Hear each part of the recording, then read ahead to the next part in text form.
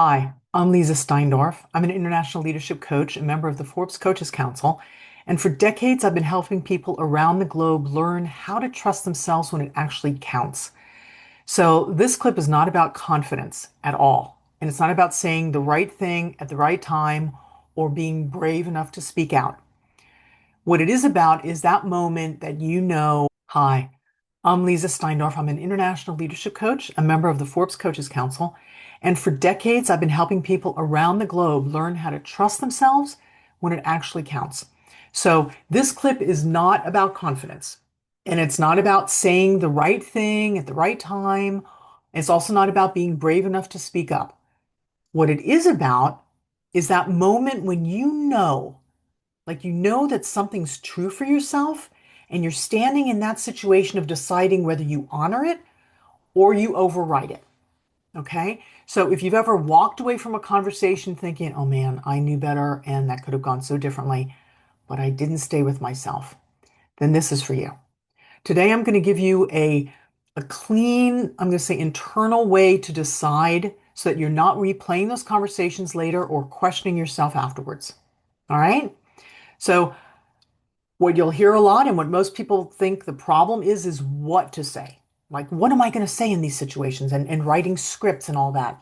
That's rarely the problem. What's actually happening is that the moment that you get tense, you leave your center before you ever even decide, right? You start tracking and you're thinking, how's this going to end? Or how will what I say is going to land? Or who might be offended? Or am I going to be misunderstood, right? All these possible scenarios go through your head, and then you're actually not with yourself anymore. So by the time you open your mouth or you don't, you stay quiet, you're not even choosing. You're managing the situation. That's a very different way of being in the world. So that's why it feels uncomfortable afterwards, because you've left yourself. So I want to give you a chance to think of a situation, something recent maybe, where you were not sure whether you should say something or not. And don't analyze it, just bring it to mind and then ask, what did I actually observe? Like, what were the facts? Not what it meant, not how you felt, not what it implied, just the facts of the situation, where you were standing, what words were said, what actions were taken, like getting just to the bones of the situation. So when you remove your interpretation, your nervous system actually settles because it recognizes the facts. And that's not a particular mindset, it's actually mechanics of behavior. And when you do that, when you give yourself that opportunity to recognize the facts, something important happens. You actually stop arguing with reality. And as weird as that sounds, that's what we do. So I'm going to give you an example from my own a recent situation. I was in a conversation with someone that was very practically based, and we were talking about a project. And I made a very specific comment, and I said, I don't know if this particular aspect comes into question. And this person just went off. How can you say that? We've been planning this. We've laid it out. We've had discussions. We've had decisions. And I'm thinking, what just happened? Like, what was that? And I could feel that same kind of engagement of, oh my gosh, and it means this, and how am I going to be interpreted? Just what I'm talking about. But I have a practice. And I stood back and I said, okay, let's look at the facts. You said this, and they responded that way. And that allowed me then to calm and allowed me to stay within myself. And what I actually did, and it took a while, probably around 10 or 15 minutes, I just kept coming back to what I said was, what I meant was, what I'm hearing you say is, and then they go off again. I'd say, okay, I hear you saying that. What I said was, what I meant was. And so not every situation is going to emerge that way or unroll that way.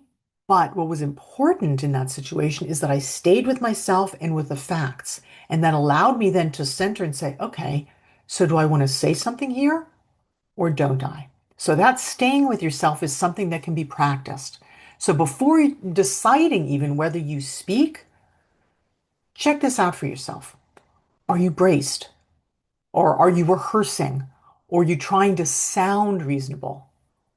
Or are you actually here? slowing it down, and being present to yourself.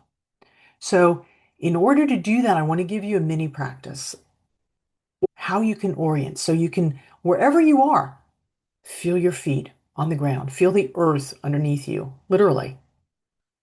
Lengthen your spine, even if it's slightly. Let your breath deepen. Like give yourself that verticality, that connection to ground, and you're not calming yourself down. That's not what we're talking about. You're not trying to override a racing system. You're returning to yourself. You're feeling the ground of your being.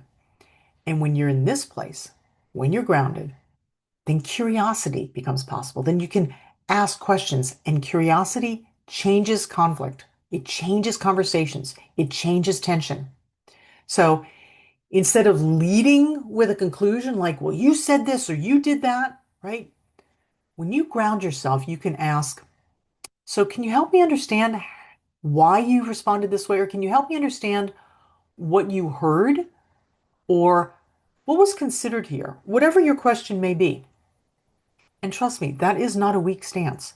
You're gaining data, you're grounding yourself.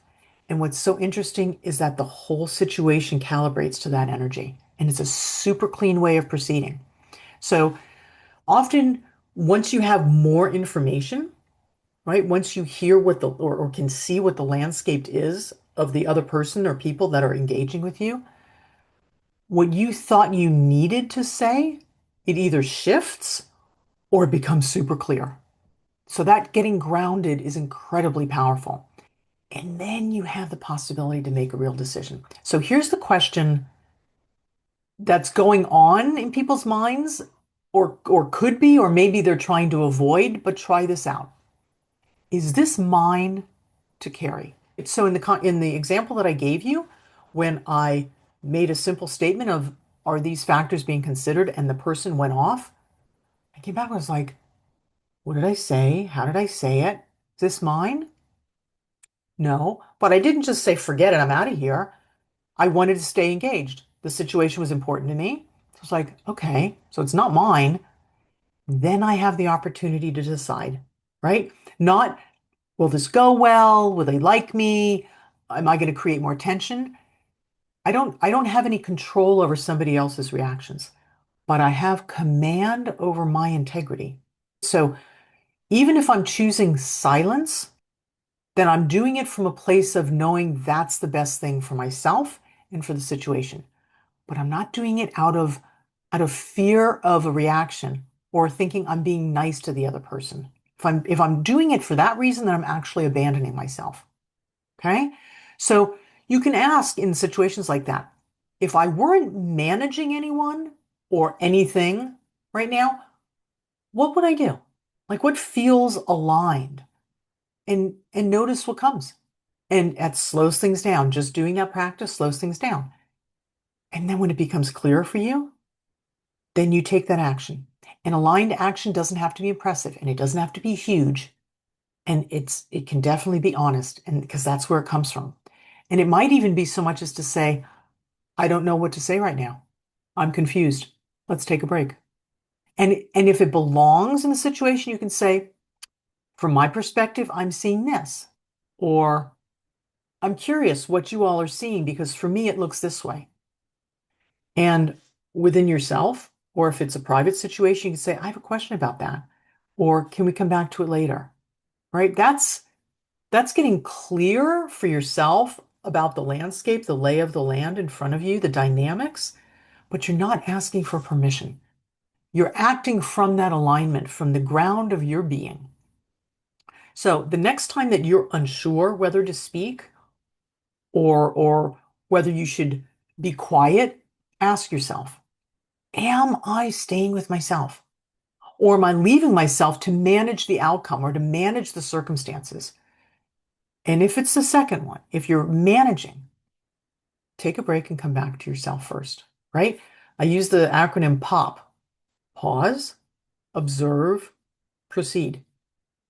So just pop for a minute, take a pause, check the internal landscape, what feels right to you, and then you proceed, then you decide. Okay? So when you're not sure, Whether you should respond in that situation or how you should respond, take a moment and trust yourself. And doing that grooms a practice of knowing what's right for you and reading your internal landscape in almost any situation. It's incredibly powerful. Trust me, if I could have done this, anybody could do it because I was so far away from trusting myself or knowing what was right for me in any particular situation. Okay? So, if you want to trust yourself more in conversations and stop replaying that tape of, oh my gosh, and did I do it right? And I should have done differently, keep practicing this. And if you found this useful, subscribe, like the video, share it with others if you feel it would be useful for them. And if you'd like more of this kind of grounded support, then check out the link below. I'd be really happy to support you as you walk through your work or your private life, and I'd be happy to support you.